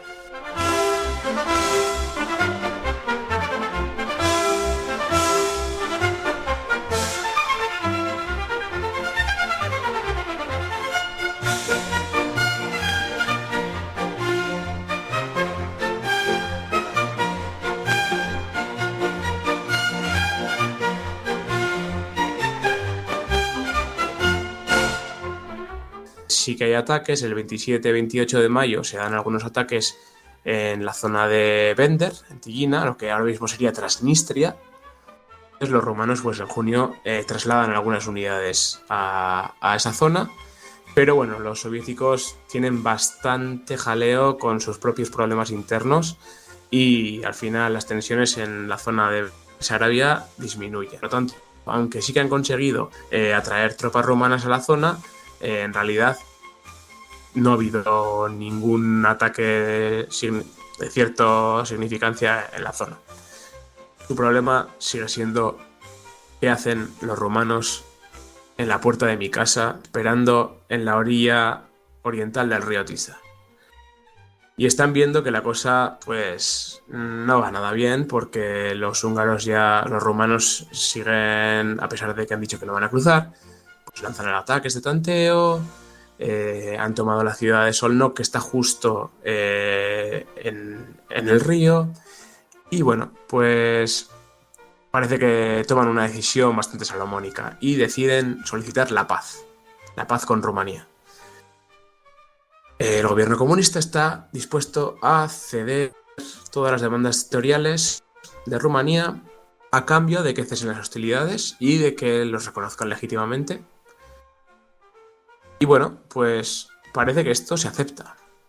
¿Qué está pasando realmente? El gobierno comunista no es que esté dispuesto a ceder el 2/3 de su territorio así como así. Lo que pasa es que necesitan tiempo para terminar la movilización que están llevando a cabo. Entonces digamos que aquí pues solicitan esta paz, solicitan una tregua que Rumanía acepta y la aprovechan. La aprovechan bastante bien.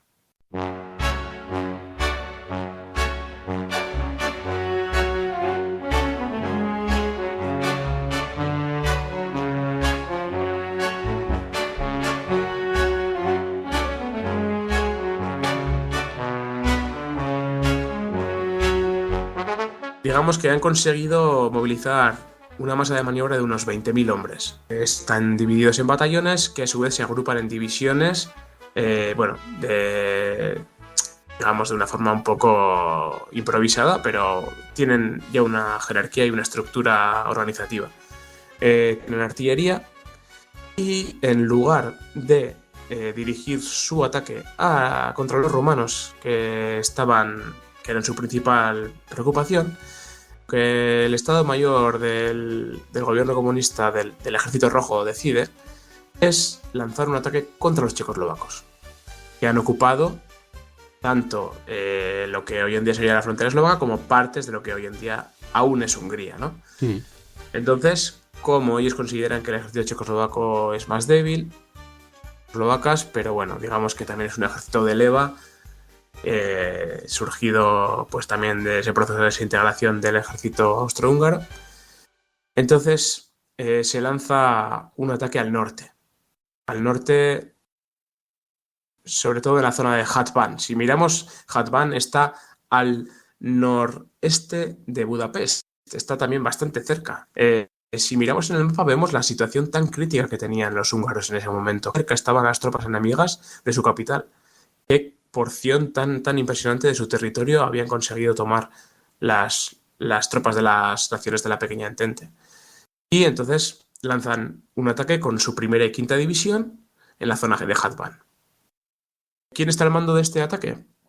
Pues está al mando de estas unidades el coronel Aurel Stromfeld, que es un militar de carrera austrohúngaro, conservador, monárquico, pero confía en que pues ahora mismo apoyar al gobierno comunista es la única forma de salvar a Hungría. Sí, cuando tienes objetivos el mismo enemigo, Sí. no miras. Dices, vale, con este ya nos mataremos luego, pero primero hay que recuperar territorio o objetivos parecidos. Esto en ese momento lo tenían claro los dos.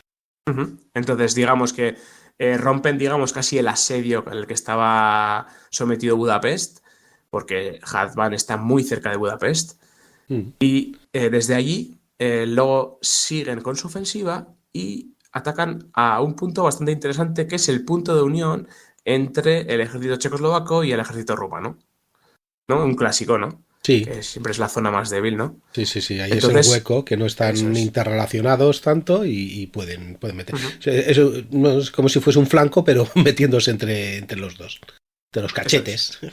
Exacto.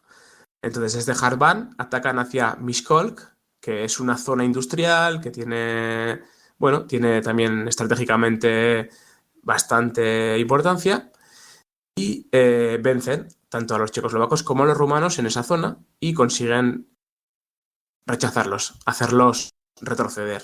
Por lo tanto, gracias a esa ofensiva, los húngaros consiguen retomar el territorio del noreste hasta, digamos, sus antiguas fronteras septentrionales. ¿Aquí qué pasa? La ofensiva es un éxito, ¿no? Y han conseguido incluso entrar en Eslovaquia. El nuevo gobierno lo que hace es, en lugar de reintegrar todas esas tropas que habían sido parte de la corona, todos esos territorios que habían sido parte de la corona húngara, lo que hacen es crean una república soviética eslovaca.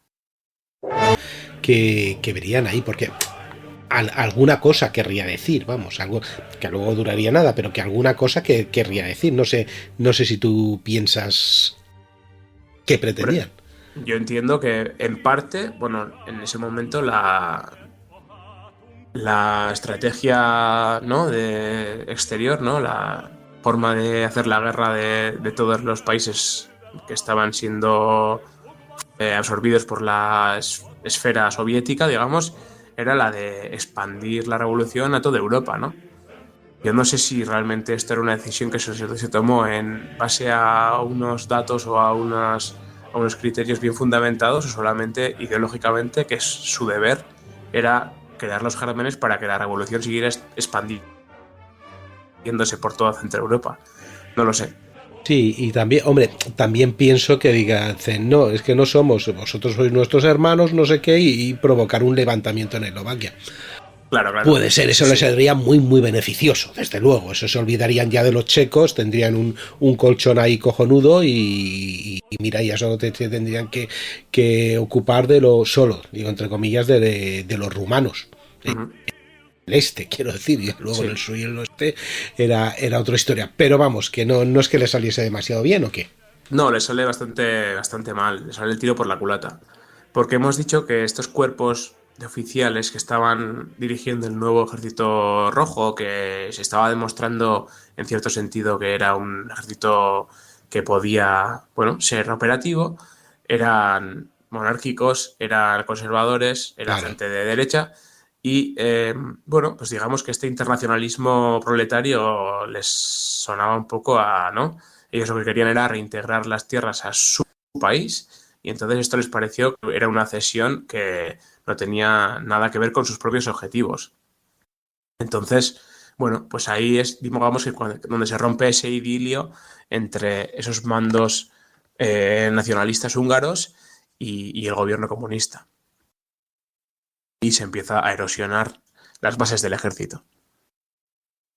Gracias a esta victoria, Hungría firma un armisticio con Checoslovaquia. La República Soviética Eslovaca no tiene ningún recorrido. El gobierno checoslovaco toma el control muy rápidamente. 2 semanas, creo que. Sí, eso es. Entonces, bueno, digamos que no han conseguido extender la llama revolucionaria, no han conseguido crear problemas a su enemigo checoslovaco y sí que han conseguido enemistarse con sus propios oficiales.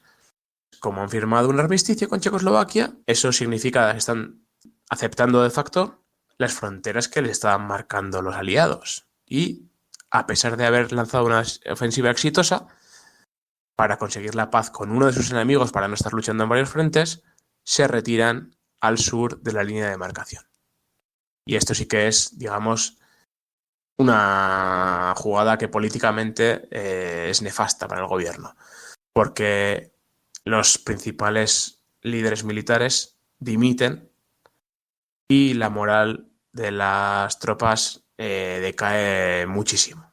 Muchísimo, porque era la primera vez que conseguían una ofensiva exitosa después de un año de derrotas, y todo ese territorio ganado se vuelve a entregar, a regalar, sin ningún tipo de resistencia.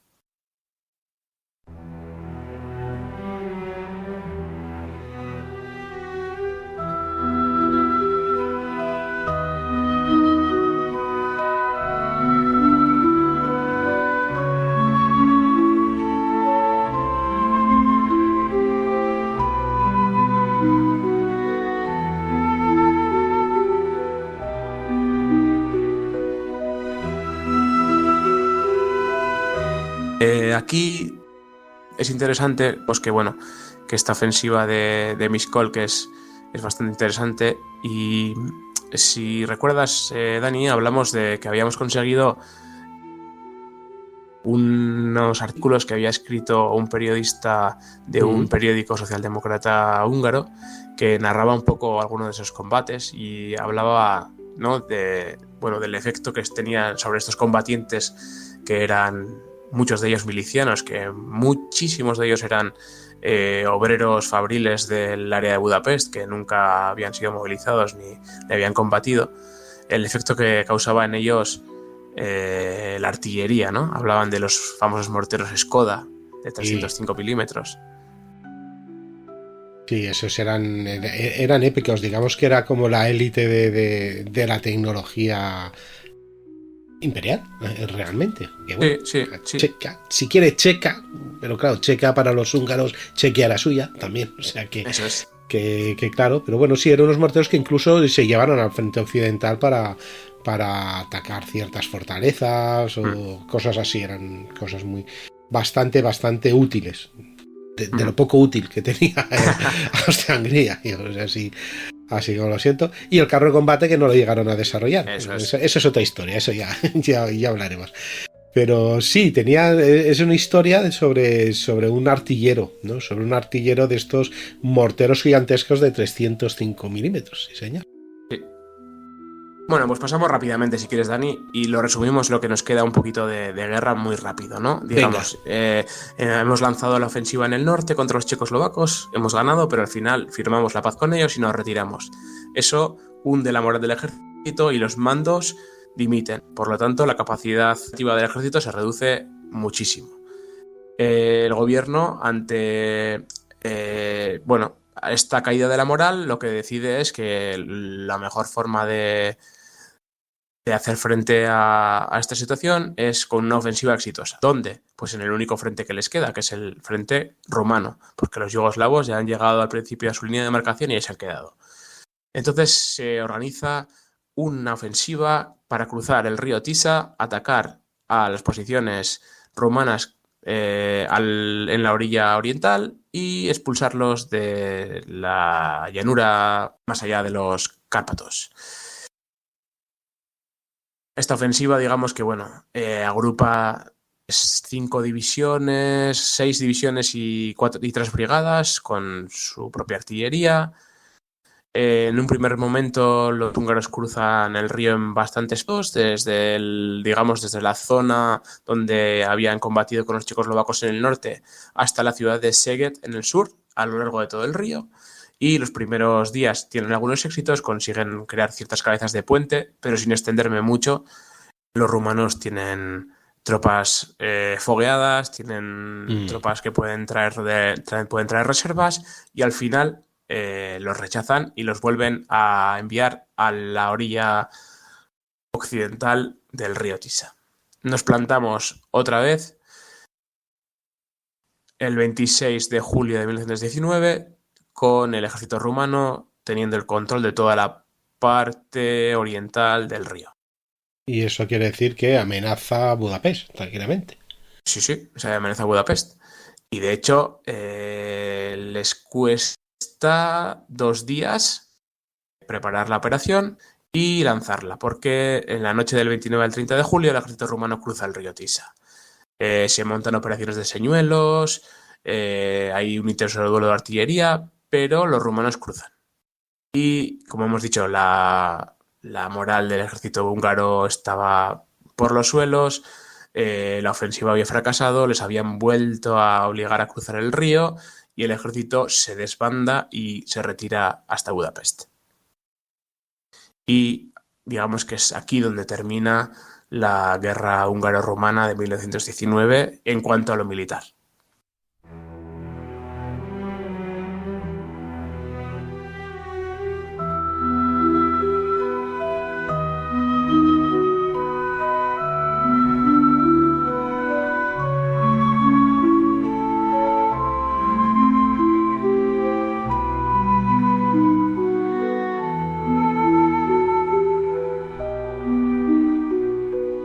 El 3 de agosto las fuerzas rumanas entran en Budapest y ya el día 4, perdón, se organiza un desfile de la victoria de los rumanos en Budapest, que continúan avanzando y llegan casi hasta el otro extremo del país, hasta la Transdanubia, hasta Győr.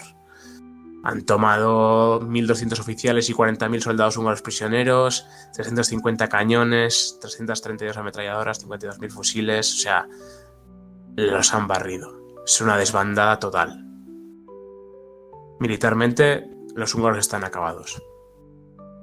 ¿Qué pasa en el plano político? Bueno, pues el gobierno comunista, viendo la derrota, decide marcharse del país.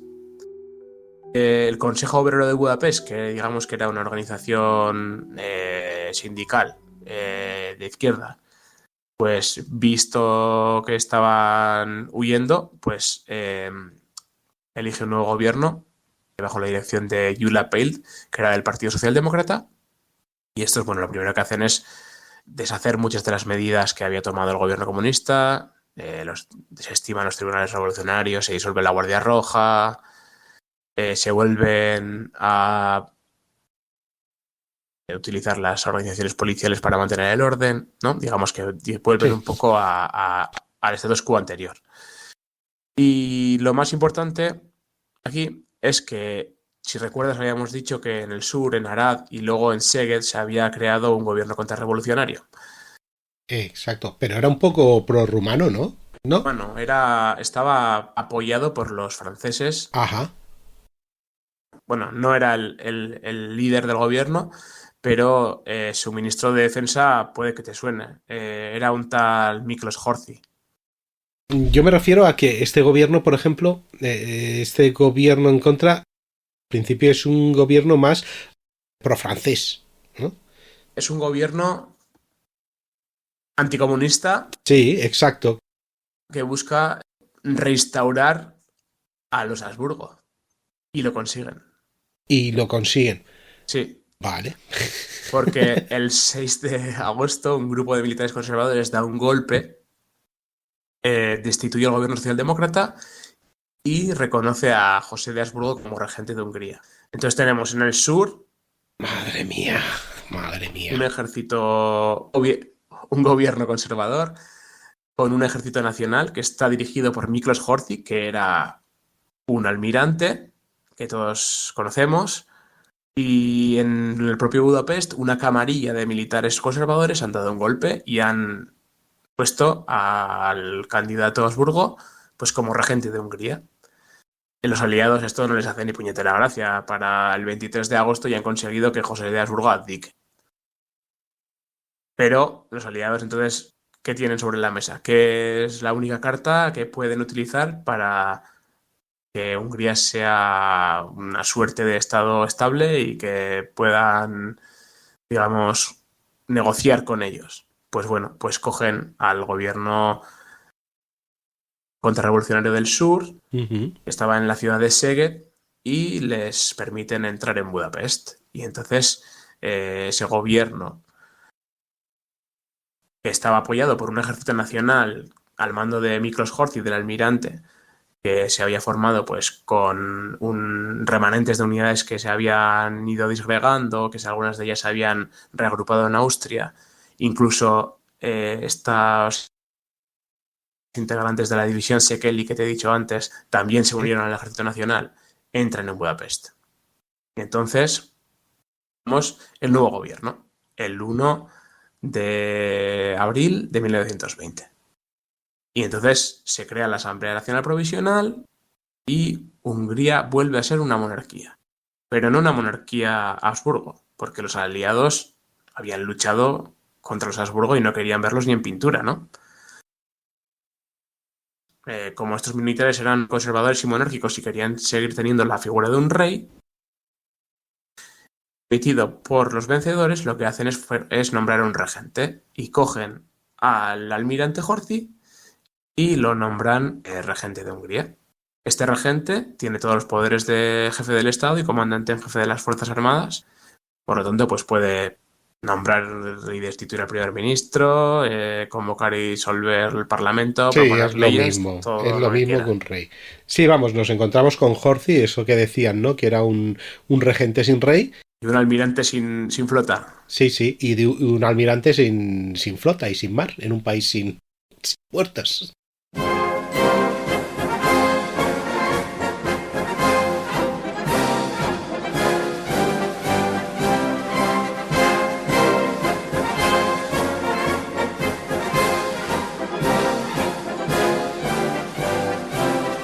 Eso es. Eso. Y bueno, pues digamos que aquí, bajo el mando de Horthy, pues tenemos otra vez el embrión del reino de Hungría, derivará en ese estado que después llegará hasta la Segunda Guerra Mundial. ¿Cómo termina todo esto? Bueno, en 1920 las tropas rumanas abandonan Hungría, los húngaros denuncian que se llevaron con ellos alimentos, minerales, equipos de transporte, muchísimas instalaciones fabriles, toda la tecnología que pudieron pillar. Pues dicen que la ocupación rumana fue bastante dura, ¿no?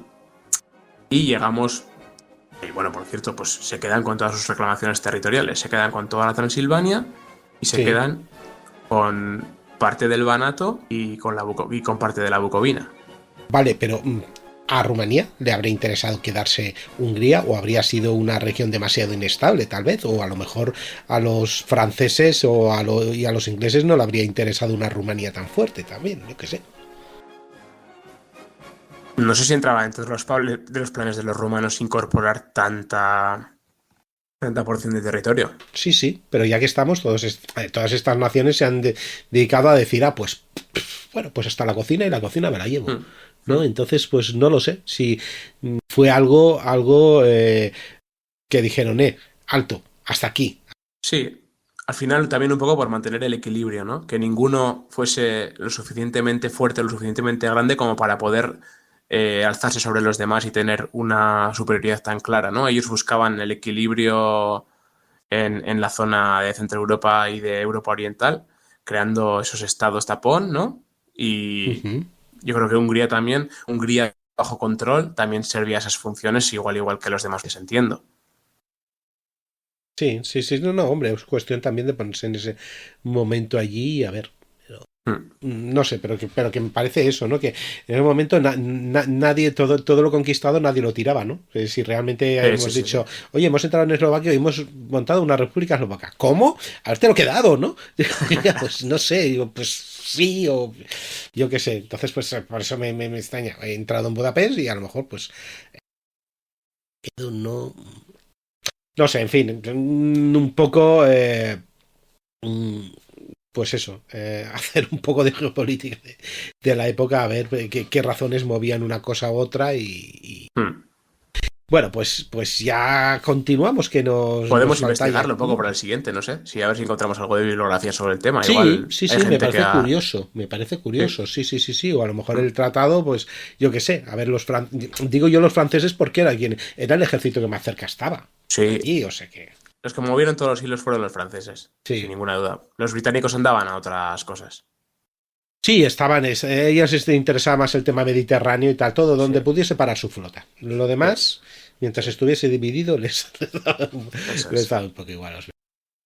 Vale, pues si te parece, terminamos esto con el Tratado de Trianon. Perfecto. Y lo cortamos aquí porque yo me parece que aquí, digamos, empieza un poquito de estabilidad, esta estabilidad que durará entre guerras, aunque luego tendría a la pequeña entente vigilándole, que ya hablaremos. Sí. Sí, el Tratado de Trianon realmente se ha considerado como uno de los tratados más duros de posguerra. Hay gente que dice que el Tratado de Versalles queda empequeñecido frente a la dureza de este tratado, ¿no? Que Hungría fue el país tratado por los vencedores de la Primera Guerra Mundial. Este tratado se firmó el 4 de junio de 1920, ¿no? Y debido a este tratado, Hungría perdió aproximadamente 2/3 de su territorio, más de la mitad de su población, el 89% de sus bosques y hasta el 62% de sus ferrocarriles. Y la mayoría de la base industrial que tenía el país. O sea, económicamente y poblacionalmente, demográficamente, fue una verdadera debacle para el país. 8 millones de húngaros se quedaron en Hungría, 3 se quedaron varados fuera de las nuevas fronteras.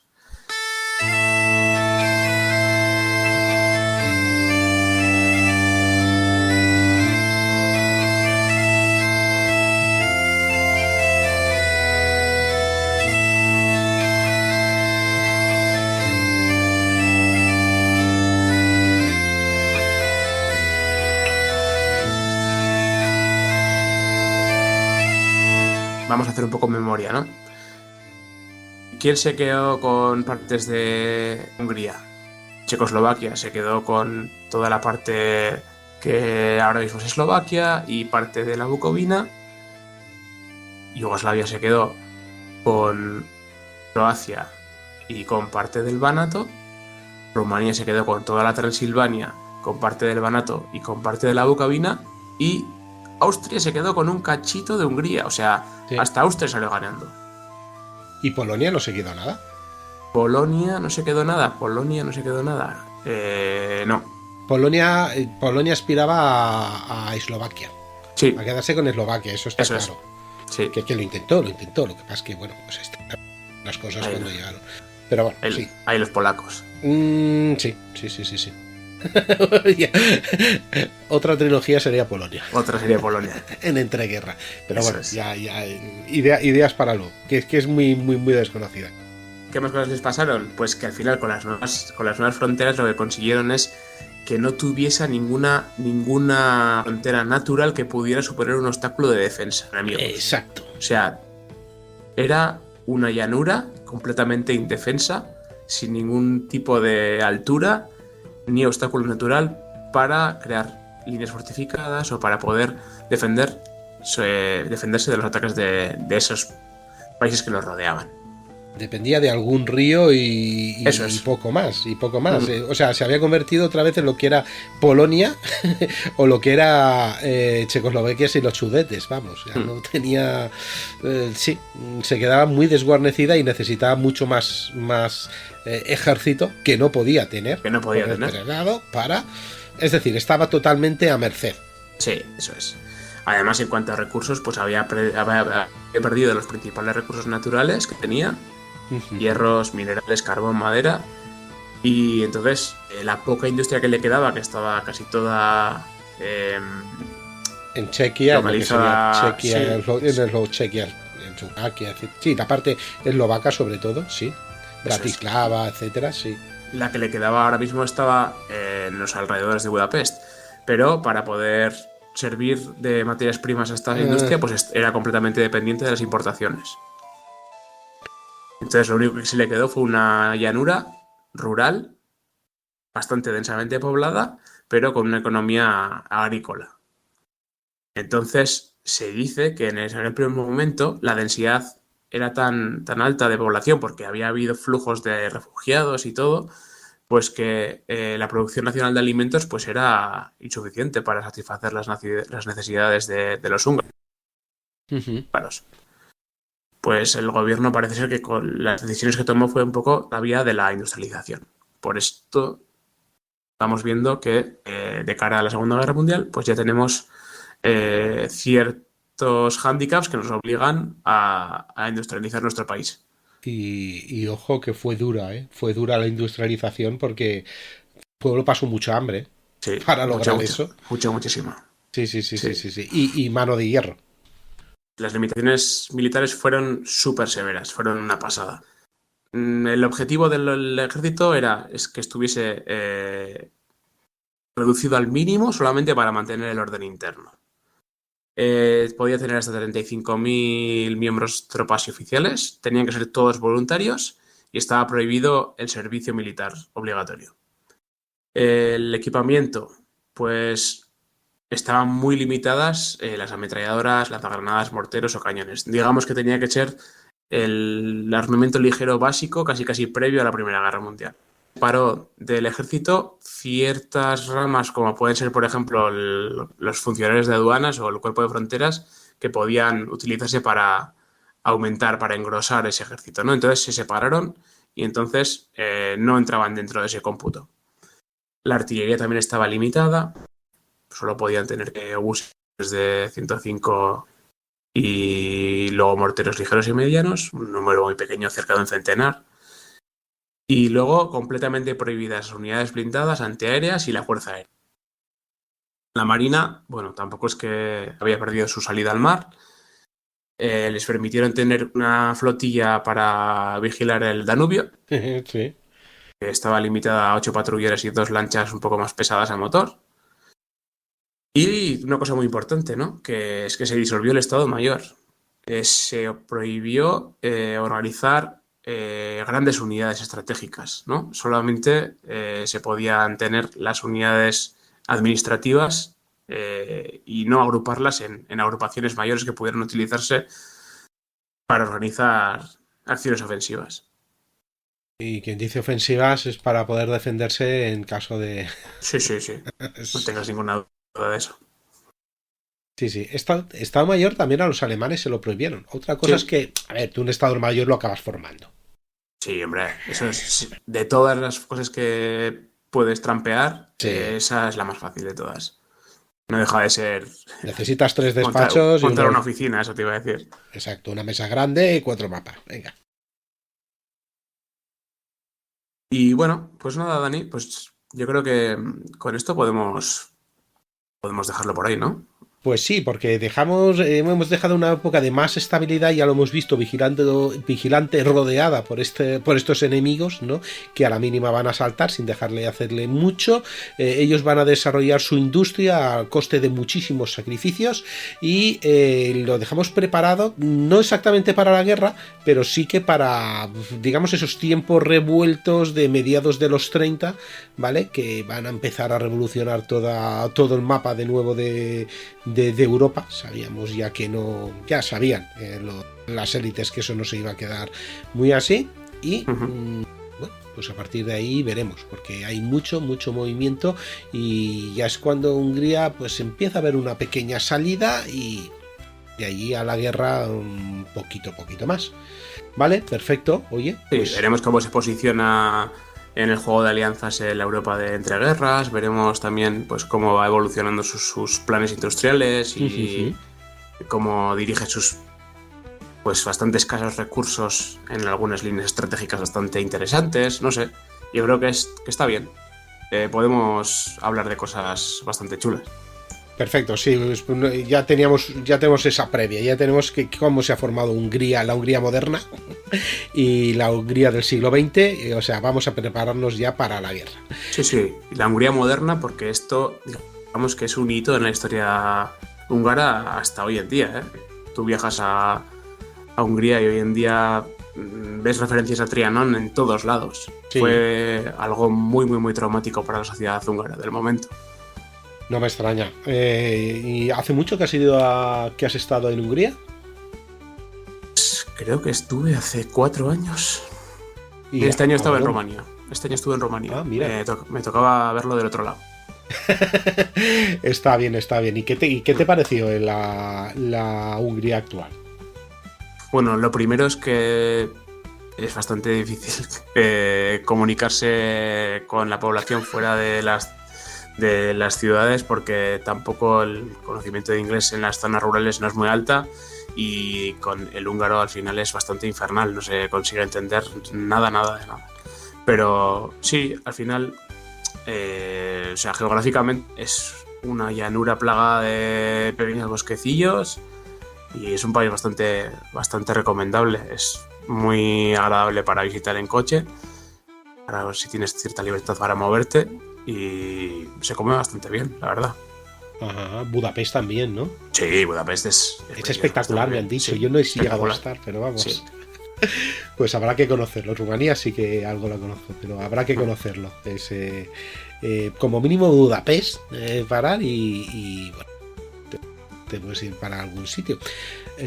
Bueno, y claro, lo que digo, que tú te puedes plantar en Budapest y puedes visitar a los 3 de los 4 países de la pequeña entente sin demasiada dificultad en coche, ¿verdad?